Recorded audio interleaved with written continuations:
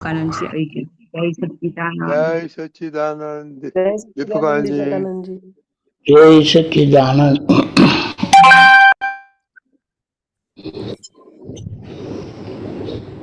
કે દીપકાજી મારી સ્ક્રીન પર આવે એટલે બોલો. ઓકે, 28 જાન્યુઆરી.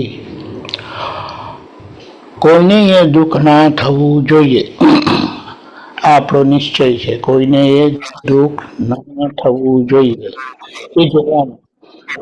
દુઃખ થયું હોય તો પ્રતિક્રમણ કરી લેવું. એનું નામ આદર્શ વ્યવહાર. દુઃખ થાય ને દુઃખ થયું હોય તો પ્રતિક્રમણ કરી લેવું. એનું નામ આદર્શ વ્યવહાર.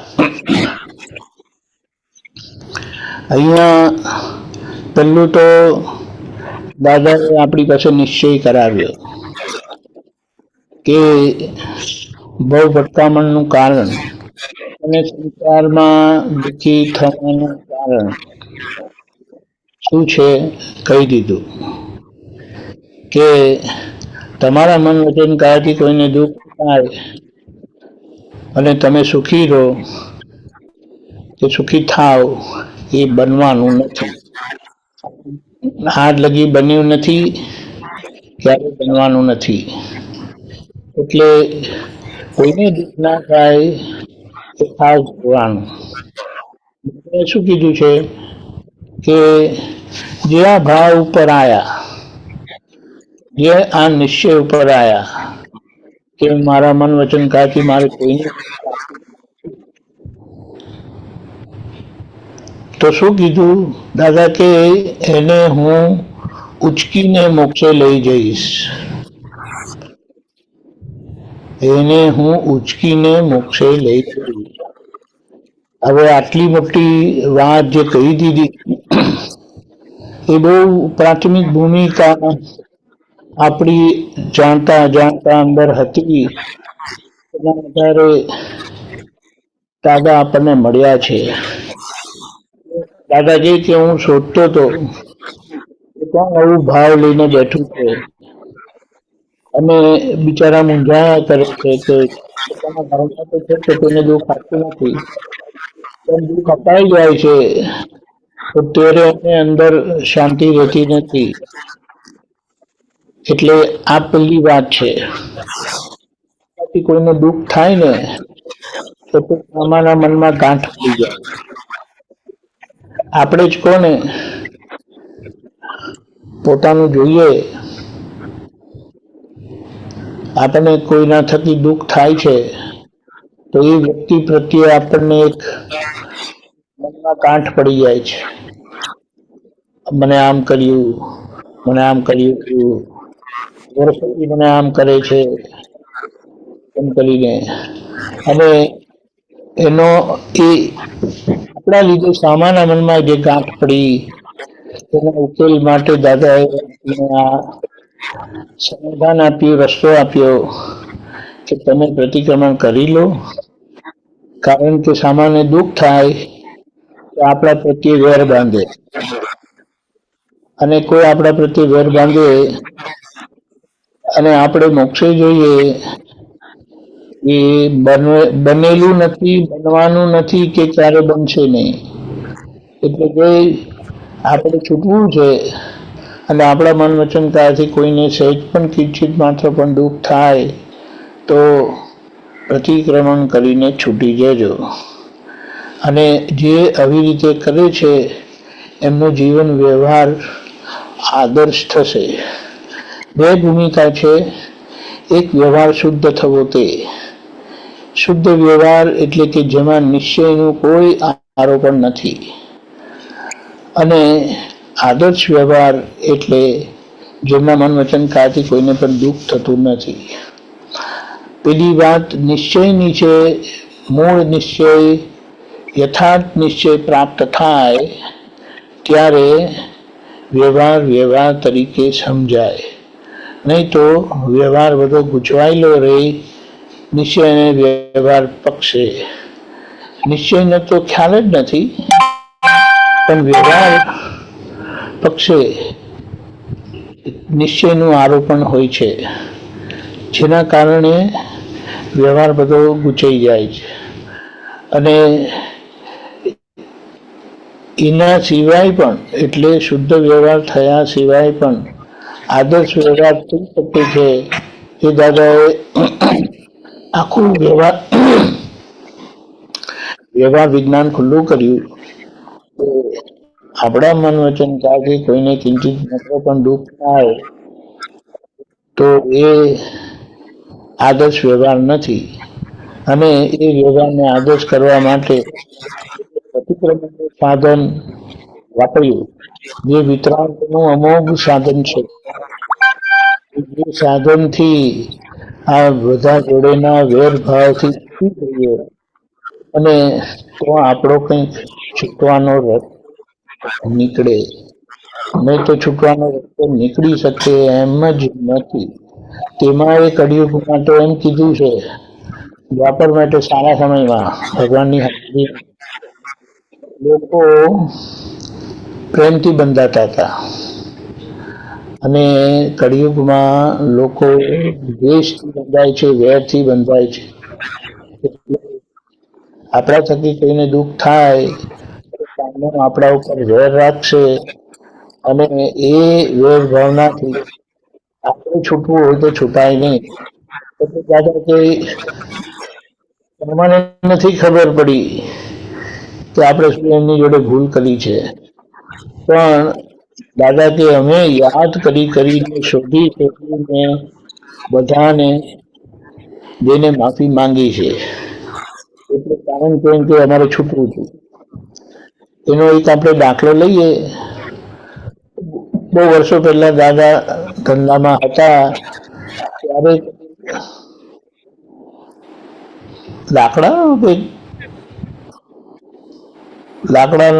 લાકડા લીધેલા કોઈની પાસે મુંબઈમાં, અને દાદાને ખ્યાલ હતો કે કંઈક કારણસર પૈસા આપવાના થઈ ગયા હતા. અને દાદાને ખબર હતી કે આ એરિયામાંથી કોકની પાસે લીધેલા.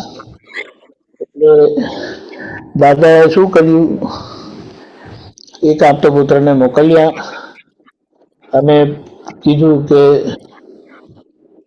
લાકડાના વેપારીને શોધી લાવો. તો પછી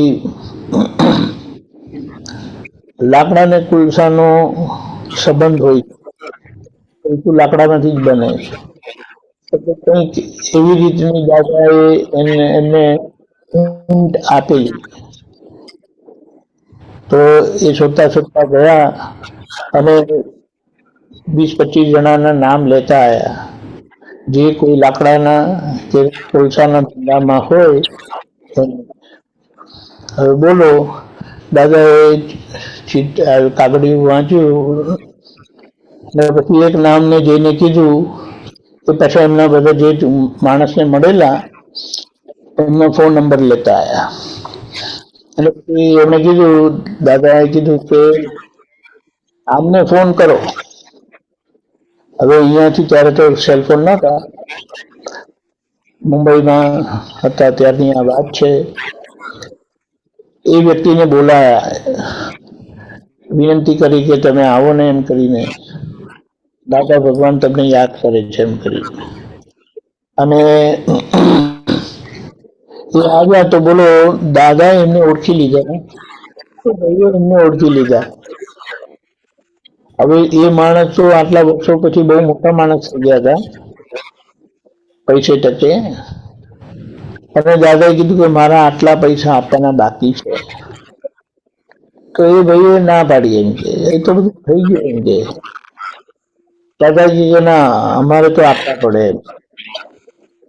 મુદ્દો શું છે, દાદાએ શોધીને પોતાની ભૂલ ચોખ્ખી કરી નાખી. આ રીતે જેમણે છૂટવું હોય એમને સંજોગોની રાહ જોવાની નથી, સામે ચાલીને જઈને માફી માંગી લેવાની. અને માફી કોણ માંગવા દેતું નથી, એમને શોધી કાઢવાના છે. થયેલી ભૂલ ખબર પડી છે છતાં પોતાને નિર્દોષ મનાવે છે, એવી આજની આપણી બુદ્ધિ છે. છેલ્લા કંઈ નહીં તો એ તો ડિસ્ચાર્જ પરિણામ છે. એ મેં એ કર્મ મેં થોડું બાંધેલું છે. ગયા અવતારમાં જેમણે બાંધેલું તેનું આ પરિણામ આવ્યું, તો તેમાં હું શું કરું? એટલે અહીંયા આ વ્યવહાર અને નિશ્ચય એની ભેદરેખા પ્રાપ્ત થયા પછી, ભેદરેખા પડ્યા પછી આ વ્યવહારનો જે ક્લેમ છે કે મને તમે ચોખ્ખો કરો, ત્યાં આપણી જવાબદારી થઈ જાય છે. ત્યાં વ્યવહારને જે હસ્તક્ષેપ કરીને, ડખોડખલ કરીને અસહજ કરેલો, તમે એમને સહજ કરી દો. તમે દાદાની કૃપાથી હવે મુક્ત થયા છો અને તમને પરમાત્મા યોગ પ્રાપ્ત થયો છે. તો હવે પરમાત્મા યોગે કરીને આ લાગેલા મન વચન કાયા રૂપી વ્યવહારને સહજ કરી દો. ત્યારે દાદાની કૃપા ફળી કેવા છે, શ્રીજી કેવા છે, એટલે દાદાએ કૃપા આપણા ઉપર કરીને આપણે મુક્ત કર્યા. હવે આપણે આ વ્યવહાર ઉપર કૃપા કરીને આપણે મુક્ત થવાનું છે. અને આ પ્રોસેસમાં જે આ નામધારીના લાગેલા નામધારીને મારા માટે દીપક આનંદના દુઃખના નિમિત્ત બને છે, તો એમને બહુ ઉદારતાથી માફી બક્ષી છૂટા થઈ જવાનું છે અને એને મુક્ત કરવાનું છે. એટલા માટે આપણને બે આજ્ઞા મળી છે. વ્યવહાર દ્રષ્ટિથી હું નામધારી છું અને નિશ્ચય દ્રષ્ટિથી હું શુદ્ધાત્મા છું. આ બે દ્રષ્ટિના ઉપયોગથી નિશ્ચય દ્રષ્ટિ આપણને અંદરથી વિતરાગ રાખશે, વિતરાગ બનાવશે, અને બહારની વ્યવહાર દ્રષ્ટિ જે નિર્દોષ દ્રષ્ટિ છે, એ નિર્દોષ દ્રષ્ટિ થકી, એ વ્યવહાર દ્રષ્ટિની આજ્ઞા થકી આપણે આપણો લાગેલો વ્યવહાર સહજ, નોર્મલ, પરફેક્ટ કરી દેવાનો છે. એટલે વ્યવહાર કહે કે પછી તમે મુક્ત, તમે મને મુક્ત કર્યા, દાદાએ તમને મુક્ત કર્યા, પણ હું તમને લાગેલી છું. એટલે એ જે લાગેલો ભાગ હતો તે દાદાએ છૂટો કરી આપ્યો. પણ આપણે જે ચોંટેલા હતા આપણા તરફથી, જે મન વચન કાયા છાયા, એટલે મન વચન કાયાથી તદ્દન જુદો એવો હું શુદ્ધાત્મા છું, એ દાદાએ કૃપા કરીને આપણને કરી આપ્યું. માયાના ભાવનો દ્રવ્ય કર્મ, એટલે માયાથી, એટલે મમત્વ ભાવથી, માલિકી ભાવથી આપણે જે ભાવ કર્મ, દ્રવ્ય કર્મ, નો કર્મથી જે ચોંટેલા છે, એ આપણી ભૂલનું પરિણામ છે. તેમાં દાદાએ મન વચન કાયાની જોડે સંકળાયેલું ભાવ કર્મ જે છે તેમાંથી આપણને મુક્ત કર્યા અને હું નિશ્ચય નિર્ણયથી કેવળ શુદ્ધાત્મા છું કરી આપ્યું છે. હવે આ રહી ગયેલી માયા, મમતા, એટલે કે ડિસ્ચાર્જ, મારાપણું કીધું, પોતાપણું કીધું, એમાંથી છૂટવા માટે આપણને આજ્ઞા આપી છે. એટલે આખી આ કેવી રીતે આપણે પ્રતિક્રમણ કરીને છૂટી જવું એનો રસ્તો બતાડ્યો છે. જય સચ્ચિદાનંદ. જય સચ્ચિદાનંદ. હસમુખાનજી, શું વાત, ભદ્ર આવી ગયા, બહુ આનંદ થયો. તમને જોવાથી જ આનંદ થાય છે. તમને બધાને થાય છે જોવાથી?